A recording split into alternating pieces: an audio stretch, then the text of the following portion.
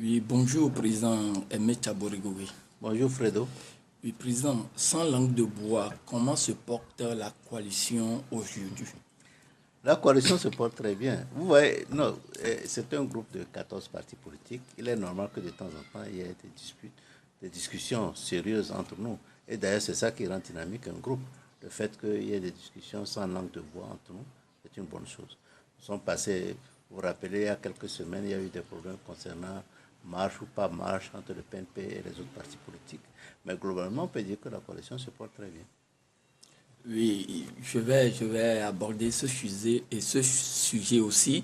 Oui. Et qu'est-ce qui s'était passé réellement le jour-là? Non, ce n'est pas un grand problème. En fait, c'est que, vous savez, chaque fois nous disons que nous envoyons une lettre d'information pour nos manifestations. D'information, puisque d'après les règlements, nous avons besoin d'informer le ministère 5 jours avant la manifestation. Donc, quand on envoie, cela ne veut pas dire nécessairement qu'on va faire la manifestation. Mais ce qui s'est passé, c'est que avant que la décision formelle ne soit prise pour la manifestation, le PNP avait déclaré, avait invité les gens à la manifestation, ce qui se fait d'habitude aussi également. Donc lorsqu'on fait la manifestation est réalisée, est décidée, automatiquement les gens sont déjà informés. Donc c'est ça qui s'est passé. Mais malheureusement, cette fois-ci, nous avons décidé de ne plus faire la manifestation. Or, le PNP avait déjà lancé son mot d'invitation. Donc c'est ça qui a eu comme problème. Donc je ne vois pas pourquoi il y a eu des discussions, des débats longs sur ça, mais pour moi, bon, c'est quelque chose qui se fait d'habitude. Malheureusement, bon, cette fois-ci, on a décidé de ne pas faire la manifestation, compte tenu de l'invitation du président du Ghana. Donc, malheureusement, il y a une incompatibilité, une incohérence entre ce que le PNP a dit et la décision qui a été prise après. Et vous avez réglé le C'est problème réglé en depuis. interne. Nous allons à présent aborder le dialogue proprement dit. Et qu'est-ce qui s'était passé concrètement le vendredi passé à la salle de l'hôtel de Fréville, Non, en présence du facilitateur? nous avons fait un compte rendu assez, je crois, assez détaillé lors de notre conférence de presse de lundi dernier. Nous avons dit, bon, lors du dialogue de la rencontre, le président ghanéen nous a fait état de ses consultations avec le gouvernement compte tenu de nos protestations sur deux choses. Premièrement, ce qui s'est passé à Paratao, le bastonnage des gens, et de deux, sur le fait que la CENI continuait la préparation des élections. Oui, pour l'histoire de Paratao, le ministre de la Sécurité avait renié tout ça Non, il là en raconte bloc. des histoires, il raconte des histoires. Disons qu'il y a eu quelque chose à Paratao. Il y a eu véritablement quelque chose à Paratao, donc c'est certain. Bon, maintenant, évidemment, il y a eu quelque chose. Deuxième chose aussi que le président ghanéen a dit, c'est que la présence des militaires est excessive là-bas. Donc ça peut entraîner des tensions entre la population et les forces armées. Donc il y a eu quelque chose à Paratao, ça c'est certain. Bon, maintenant, pour ce qui concerne la CENI, il nous a dit que le gouvernement avait accepté, arrêter le processus électoral. Donc, les ministres présents ont confirmé cette décision. Voilà. Oui, Donc, ça, oui. ce qui veut dire que vous avez eu des avancées au cours de cette Non, rencontre. non, je ne pense pas qu'on peut parler d'avancée. C'est dans la mesure où, en fait, ça fait partie des conditions qu'il faut mettre en œuvre. Ce n'est pas ça le point essentiel. Moi, j'aurais voulu des avancées si on avait attaqué des points de fond et on avait quelques Comme accords sur... Non, le fond, même, on a encore rien fait. Le retour à la Constitution de 92 et ses conséquences, le cadre électoral, les réformes institutionnelles, etc. On n'a pas encore abordé ça. Donc, c'est lorsqu'on va aborder ça qu'on a abordé ça. Le président ghanéen a eu, le facilitateur a eu les préoccupations de chaque groupe. Et c'est ça que, bon, maintenant, il a demandé une suspension, on verra. Donc, pour ce qui concerne la Constitution de 92, il nous a demandé ce qu'on entendait par ça, si on pouvait arriver par là en introduisant, en examinant les amendements qui ont été introduits après le 92, en 2002 et en 2005-6. Bon, c'est ça, cette approche que nous avions adoptée à l'Assemblée nationale en septembre dernier. Vous vous rappelez, l'opposition avait montré 47 amendements sur lesquels il faut travailler. Bon, ensuite, la nouveauté, c'est que nous avons dit qu'il y a des points essentiels que nous voulons retrouver dans cette Constitution qui donnaient l'esprit ou le fondement de la Constitution de 92. Et c'est ça les 5 points dont nous avons parlé, notamment le mandat la limitation des mandats présidentiels, 2 mandats. Deuxièmement, le mode de scrutin, et avec 2 mandats avec le bout de phrase que les gens adorent. En aucun cas, le mode de scrutin à 2 tours, les conditions d'éligibilité du président de la République, les modalités de nomination et les prérogatives du Premier ministre et la Cour constitutionnelle. Évidemment, quand vous prenez ça, il y a beaucoup d'autres choses qui se suivent, c'est ça. Mais c'est les éléments fondamentaux.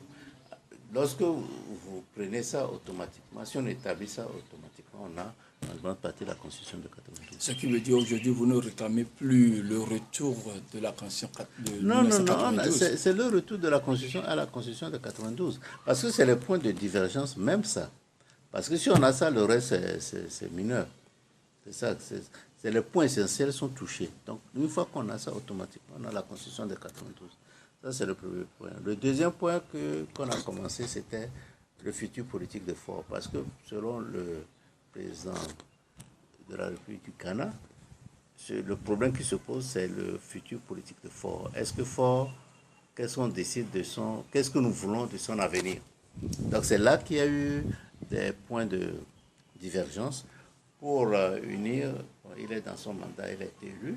Il doit continuer son mandat et il doit être candidat en 2020, qui est ou non, qui est révision constitutionnelle ou pas, il doit être candidat en 2020. En fait, c'est leur fameuse phrase remettons la pendule à zéro. C'est ça. Parce que c'est leur champion. C'est leur champion. Pour ça, nous ne sommes pas du tout d'accord. Donc là, il y a une divergence et il a suspendu la séance. Il va essayer de nous d'approcher les 2 parties pour voir s'il y a moyen de nous rapprocher. Oui, président Aimé Tchaboré Gougué, et comment était l'ambiance dans la salle? Bon, il faut reconnaître, moi j'ai assisté à une grande partie, mais après j'étais parti. Bon, l'ambiance dans des dispositions, vous savez, c'est toujours électrique. Disons que nous avons abordé des points essentiels. Le futur politique de Faure, vous savez que c'est une position qui est très tranchée entre les 2 parties. Les mesures d'accompagnement, je vous dis, Baratao et la CENI, là aussi ça a été tranché. Donc l'ambiance était très chaude, mais quand même on discutait. Et comment trouvez-vous le comportement du camp d'en face? Parce que nous avons eu écho comme quoi, entre-temps, il y a eu des problèmes entre le ministre de la Sécurité, Non, disons que c'est un... Bon, il faut oublier cet épisode. Disons que effectivement, il y a eu des écarts de langage, mais bon, il est possible que lorsque les enjeux sont très élevés, qu'il y ait des types d'écarts de langage. L'important, c'est d'avoir réussi à maîtriser cela, ce que le président de la République du Ghana a réussi à faire, et on a bien continué. Et les Togolais peuvent espérer un résultat positif de ce dialogue? Bon, si nous y allons, c'est que nous espérons qu'il va y avoir quelque chose de positif. Mais évidemment, jusqu'à présent, bon, ce n'est pas très clair. Il n'y a rien de concret à présenter. Mais j'espère qu'il y aura quelque chose de positif. Donc la probabilité qu'on réussisse n'est pas très élevée, mais elle n'est pas nulle.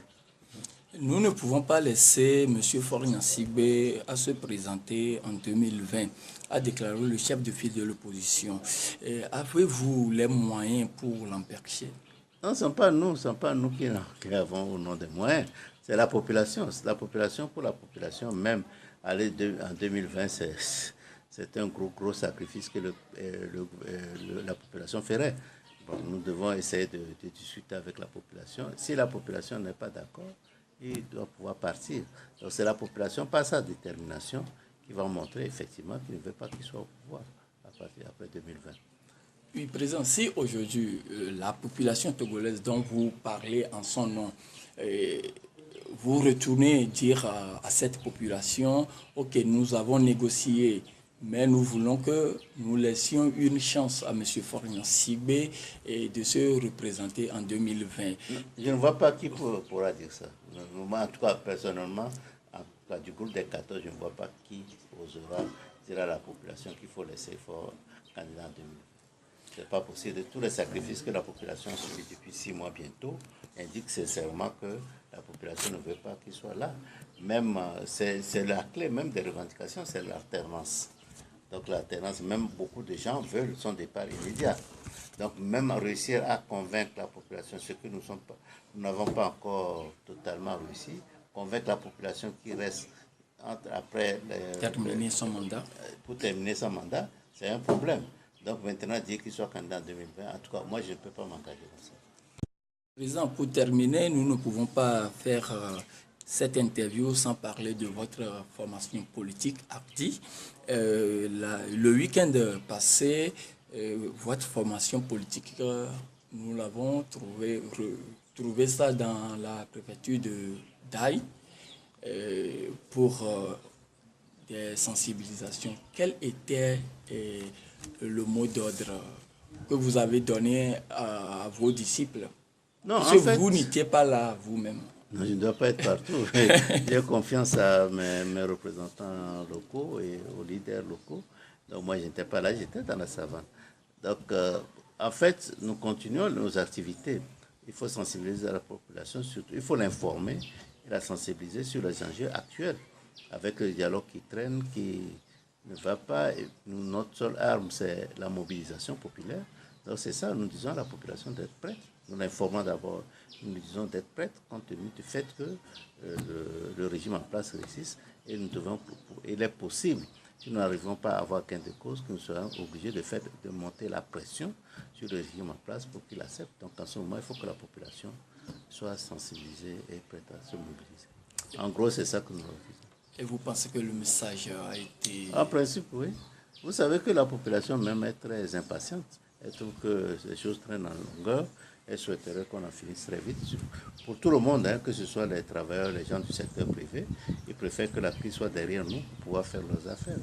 Le fait que ça traîne, ce n'est pas une bonne chose pour nous. Des enseignants, des praticiens de la santé, au sein de votre parti politique, avez-vous une solution adéquate pour cette crise qui n'a que trop duré? Non, c'est... Évidemment, on en a parlé lors de la campagne présidentielle. Pour nous, c'est des secteurs prioritaires. Vous ne pouvez pas, puisque les ressources humaines sont de capital important pour le développement d'un pays, en tant que facteur de cohésion, en tant que puis ce sont des êtres humains. Vous ne pouvez pas être dans un pays où les gens sont en mauvaise santé. Ça ne sent pas bon. Leur bonne santé, c'est une préoccupation. Ça peut être une finalité comme un moyen pour le développement. Donc, ça doit nous préoccuper. Effectivement, nous y avons pensé avant 2015. Ce n'est pas bon que le secteur de la santé et de l'éducation soit en crise perpétuelle. Nous avons dit, pour nous, on avait dit qu'en 6 mois, on devait régler ça. Il y a des problèmes dans la santé, le problème d'infrastructure, le problème d'équipement, le problème de personnel qualifié, etc. Et il faut vraiment discuter avec eux. Il ne faut pas avoir froid aux yeux. Évidemment, les ressources qu'on donne au secteur de la santé, ces ressources sont limitées, très limitées. Je crois qu'on pourrait faire beaucoup plus. On peut faire beaucoup plus et voir si le personnel est bien employé, bien utilisé. Parce qu'il y a un problème peut-être parfois de sureffectif dans certains endroits. Dans d'autres endroits, il y a des déficits. Il faut régler tout ça. Donc, leurs revendications, il y a certaines revendications qui sont rationnelles, réalistes. Et donc, il faut répondre à ça. Il y a d'autres aussi, peut-être qu'il faut discuter avec eux. La même chose dans le secteur de l'enseignement. Le secteur de l'enseignement, nous sommes chanceux qu'actuellement, il y a un secteur privé qui s'est développé. Mais sans ça, je ne vois pas comment nous pouvons nous en sortir. Et vous étiez dans la savane pour clôturer l'entretien avec vous? Non, c'était très personnel. Oui, mais il y avait eu des échauffourées dans la savane. À Mango. À Mango, entre-temps. Vous avez eu écho, qu'est-ce qui s'était passé réellement? Non, effectivement, comme le gouvernement a indirectement reconnu cela, ils ont passé à tabac des gens d'un quartier. C'est vraiment farfelu. Disons que en mars, il fait excessivement très chaud à Mango, qui est la ville où il fait le plus chaud du Togo. Et c'est la ville où il fait le plus froid au Togo durant la matin. Donc les gens en mars, généralement, tombent dehors. Et il y avait la patrouille qui avait des gens dehors et voulait que les gens rentrent chez eux. Je ne trouve pas de logique à cela. Comme les gens résistaient, il y a eu tabac. Ils ont passé à tabac aux gens, ce qui n'est pas du tout normal.